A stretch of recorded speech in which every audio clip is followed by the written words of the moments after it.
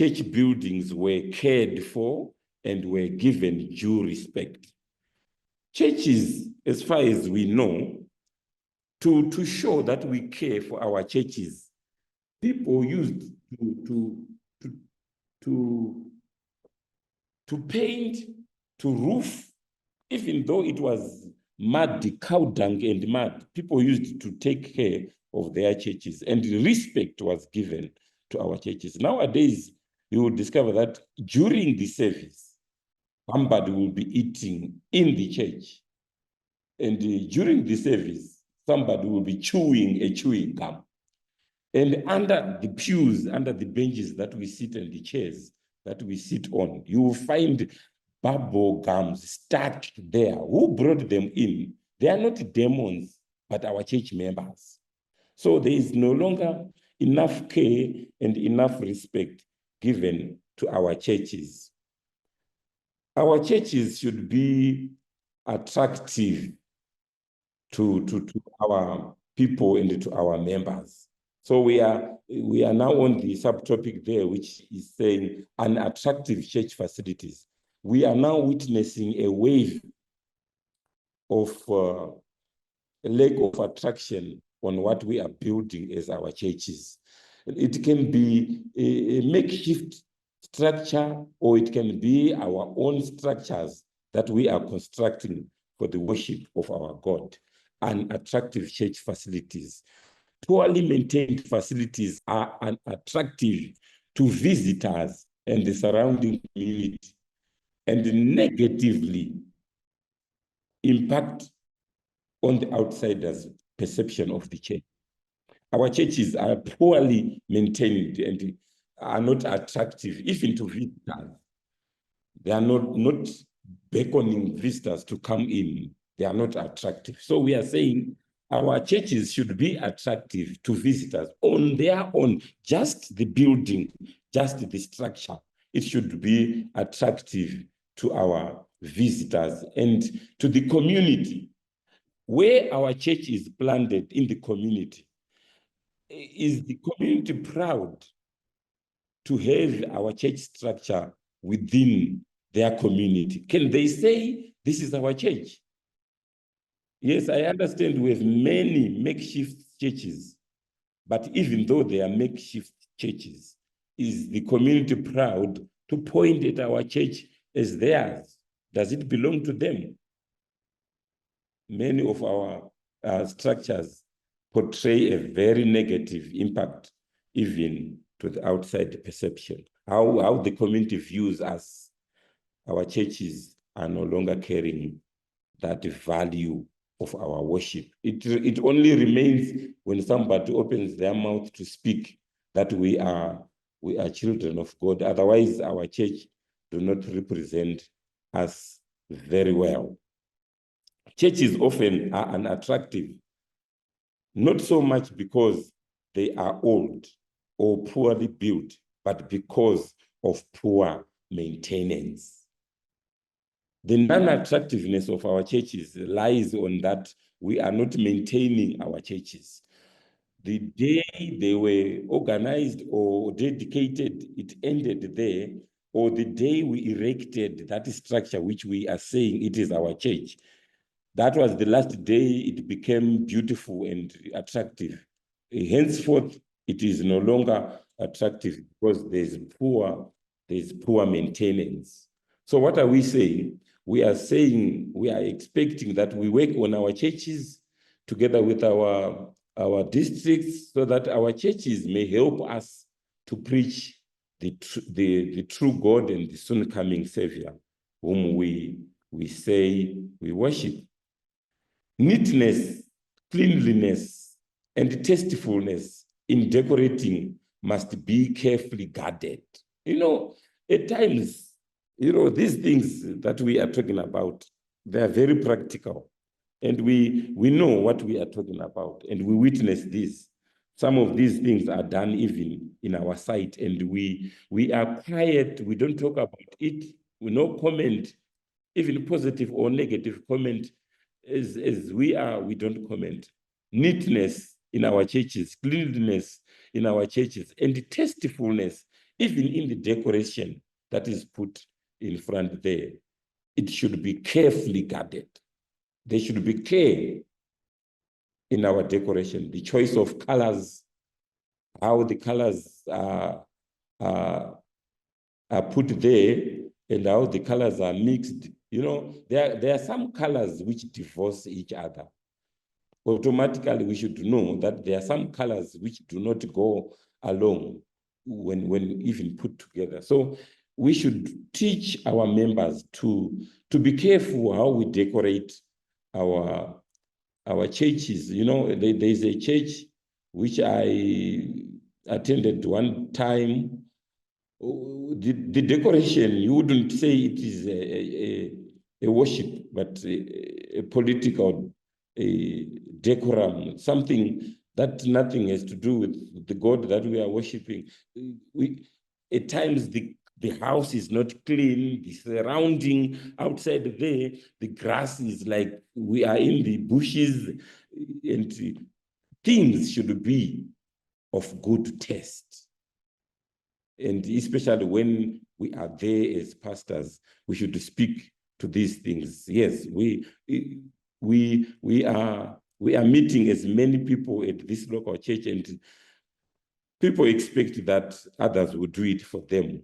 Let's talk about it within our churches, that our facilities on their own should stand for what we believe in. Deacons and other church leaders should periodically view the building as though they were visitors experiencing their first impression of the facilities. We should not be accustomed hatifanira kujairira chechi yedu zvakadaro zvekuti hatichaoni tsvina iripo kana kusviba kuripo kana kuti chechi yedu yaakutoparara tiripo. Vanhu vanova comfortable kutukutira kupinda muchechi mavo while they enter their houses standing, while they love their houses. Panapa, the statement says we should always be visitors experiencing their first impression of the facility. Always, let's be visitors who are experiencing their first impression, so that we keep our structures, our facilities in the best order that we desire. As we continue, we are now talking about review checklist for us to try and maintain these things. There's a checklist that is being suggested here. Let's investigate, let's revisit our yard, our signposts, our exterior finishings, the foyer, which is our reception, the interior decorating or decoration, the restrooms, the fire protection unit, and many other issues that we can put on our checklist so that we keep our churches and the environment appetizing to bring souls to Christ. You know, signposts, you would get lost to our churches when we are invited and we are directed. People direct us using other things. When you see a brown building on your right, then you turn left, and there's a pit just on your left. Avoid that one. And no, people should see by signs. Direct them through our signages. And the yard, we cannot re-emphasize on this one. There should be fire protection centers on our equipment on our churches where we worship. The restrooms, in some restrooms, they are full of wheelbarrows, empty drums, whatever and whatever. It's no longer a restroom. It's a havoc, a hazardous room, which we have in our church facilities. So as pastors, let's be worried. Let's be environmental agencies to check how our church looks and the surrounding and the outside of our churches, so that the church helps us to preach the coming of our Lord. Renting facilities to let out our churches. This is what we are talking about. Renting facilities from other churches may be a useful stopgap for Adventist congregation in transition. When we say we have found a place to rent, it is just a stopgap. We are on transit.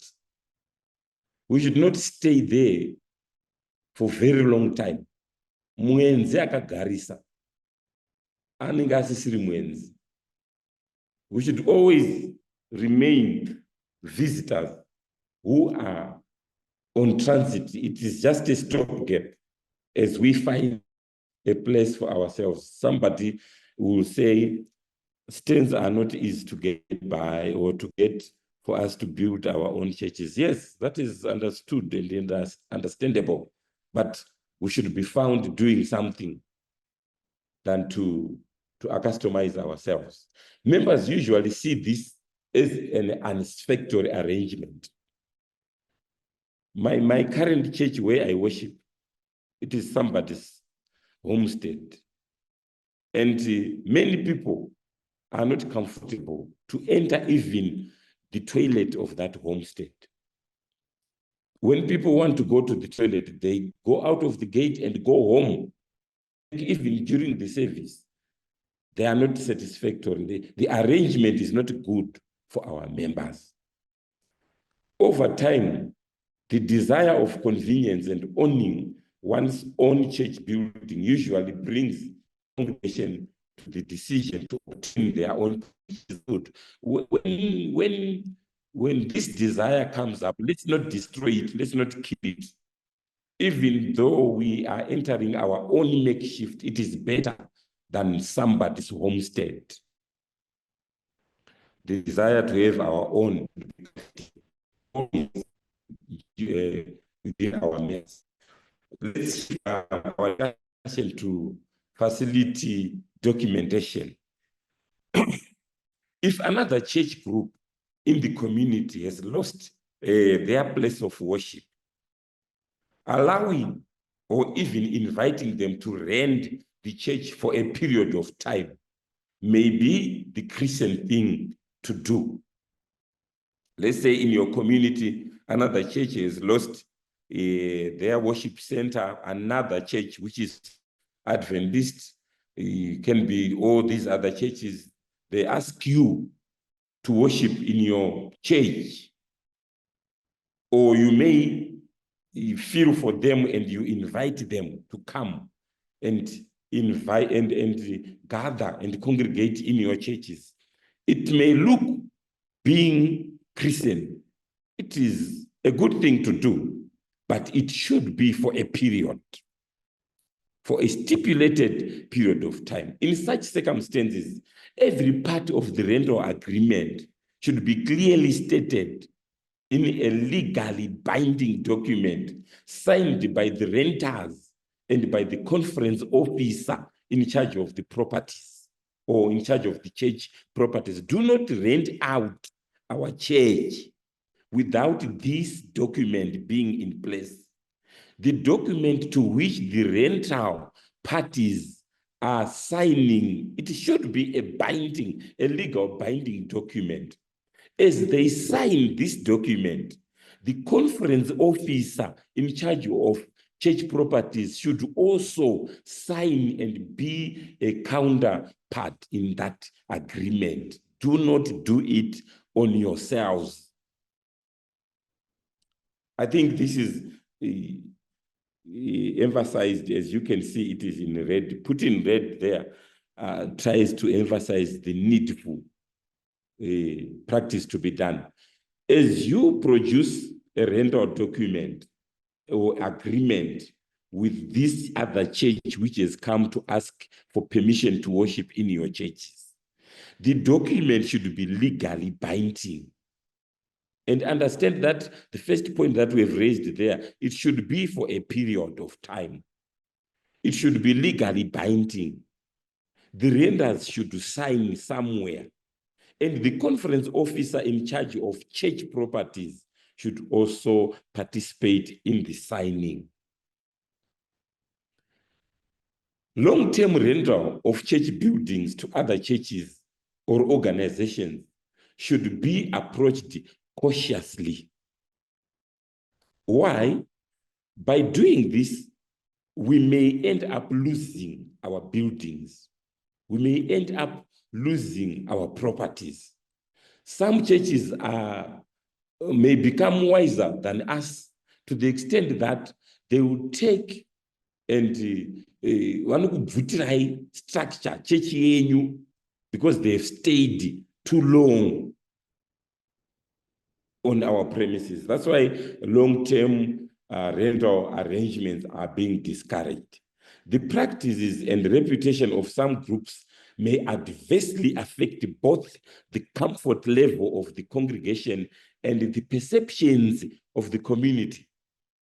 When we allow other churches to rent out our churches, this practice and reputation may affect some groups, beginning with our congregants, and also the perception of the community.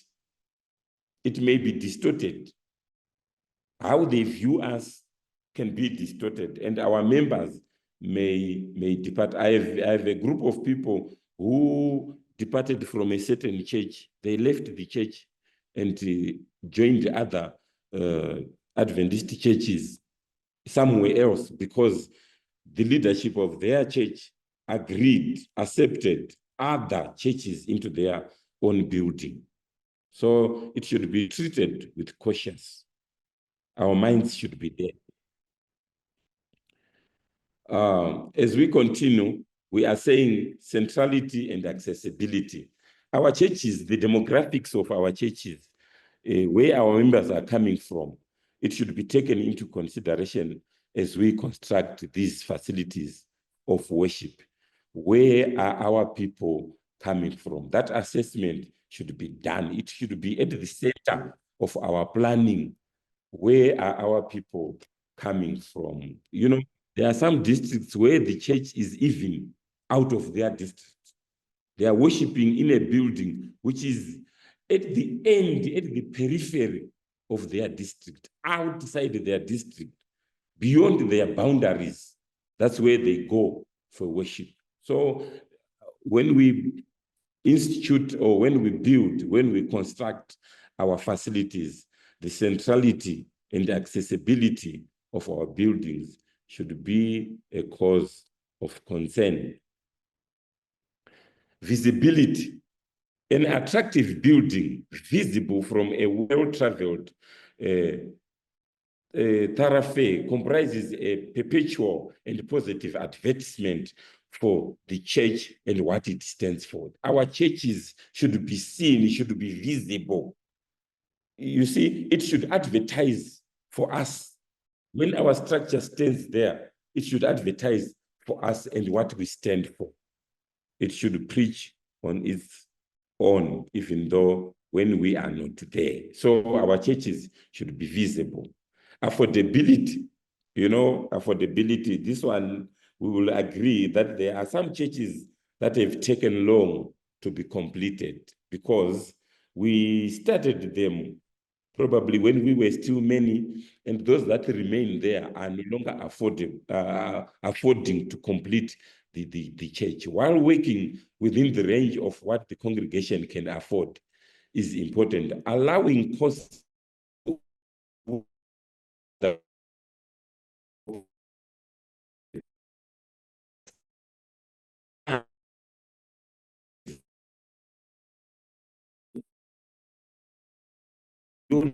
capacity of congregation, and other things should not die, should not suffer. Some programs should not be stifled, should not suffocate at the expense of building a good structure. Let's afford to allow the church to exist, to keep on living as a church, even though we are building and constructing our structure. Affordability should be in our planning as we build our churches. The size of the church, building too small leaves no room for expansion. And building too large becomes expensive to maintain. The long-term plans of the congregation must be taken into consideration. The potential for other facilities on the site should also be considered, such as a school, a community service center, a recreation center, or center of influence. These things should also be taken into consideration as we build. Let us not build too small a church, refusing or denying ourselves of expansion, or even of more people to come in, or building too big or too large a church which is expensive to maintain. And as we build, let us also think of having a school, a community service center, a recreation facility at our local church, even on that same stand. There are some restrictions that we should take note as we build our facilities. Zoning ordinances, covenants, and building restrictions must be carefully researched and recorded. Zoning, we mean the council or the powers that be in our area of influence where we are trying to build and raising our structure.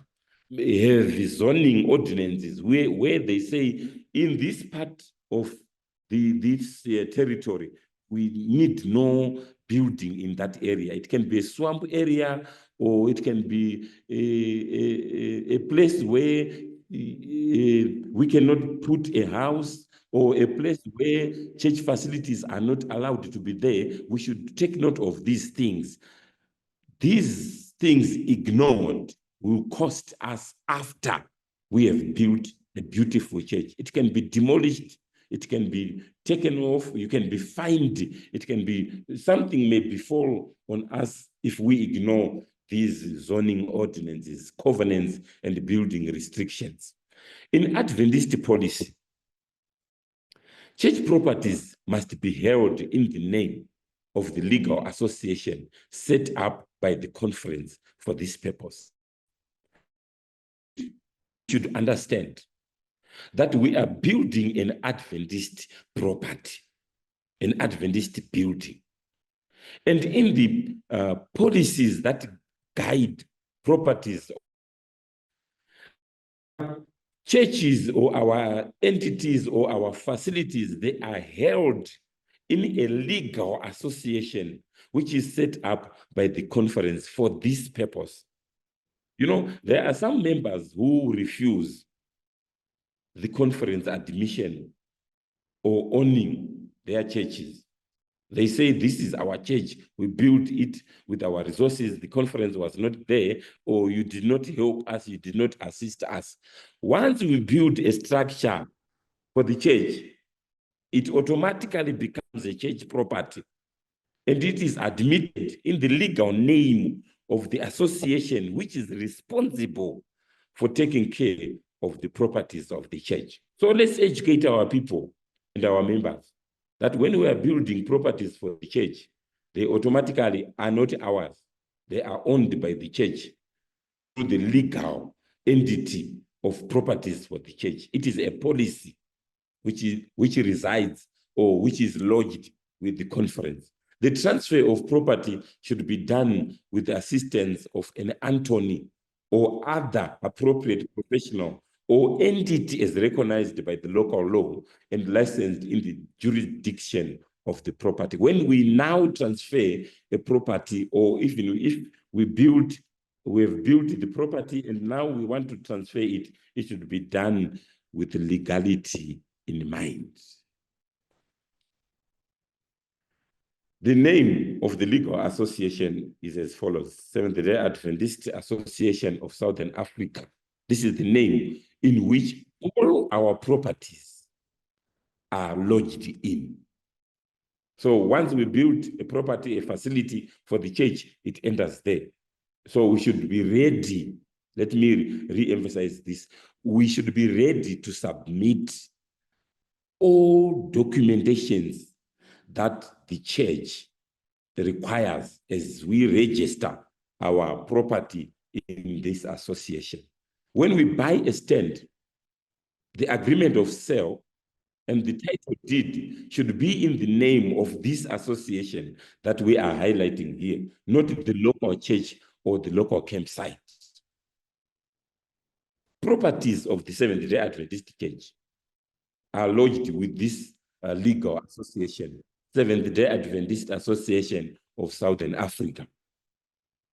Our executive secretaries can help us here and assist us to do it in a way that leaves no one behind and leaves no question in anyone's mind. The association provides the signatories. When we are buying a stand, the association provides signatory. When we are having agreement of sale, the association provides signatory. When we are having a title deed, the association provides signatories. We cannot do it in our local church name or in a local church campsite. Without the power of Anthony provided, the signatory or anyone that is so illegally. When we say the power of Anthony, we are doing that illegally. The authority should be provided for us to sign on behalf of the association. That means we should register that we have a stand, producing a title deed, or we are having a site or building with the conference, so that they apply for us the power of Anthony if they or they do it themselves. So what are we saying here? Anyone that signs without this power of Anthony or authority is doing so illegally. I hope we are understanding. The design of whatever we are building for the church should be attractive. Ellen White emphasizes that we should be proud of our buildings or whatever, like as if we have created an Eden for ourselves. The balance between attractiveness and extravagance in design must be carefully measured. You know, there are times when we build and building structure, which is beyond what is expected as a church or at a church. Be attractive, but not too extravagant to the extent that it drains in us every other resource for any other program or for any other activity. The church should be designed for worship and fellowship.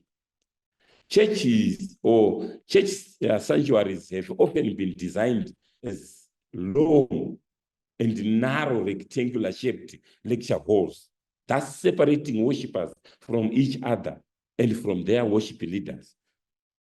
Like people kunge vanhu vakagara mubhazi,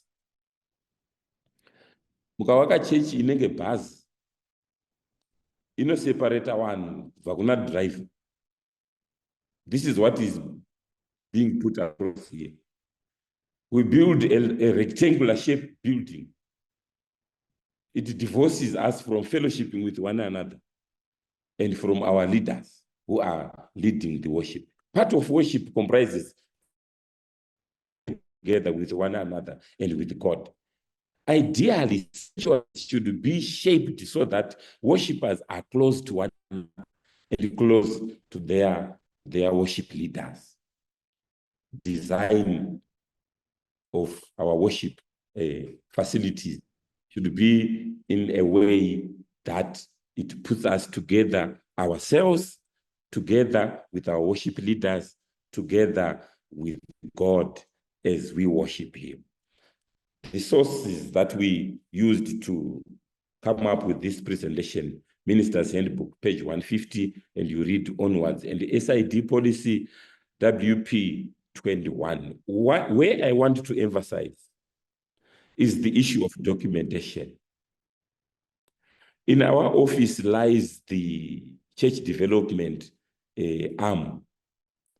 What we have discovered, for example, I later on discovered that some of our beautiful churches, which have many years, have no documentation.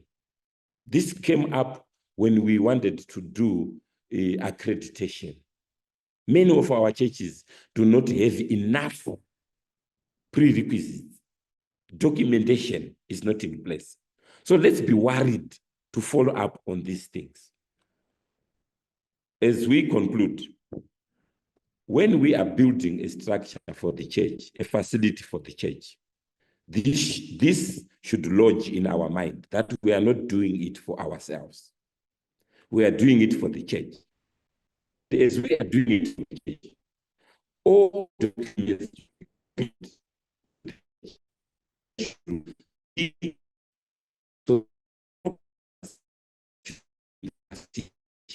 it will be easy when anything arises. Let's not talk about insurances. You know, when it is not there, it is very hard to insure such things or such properties. So I urge ourselves as pastors that we be worried of our facilities and of our church properties. May God bless us. This is the end of our presentation.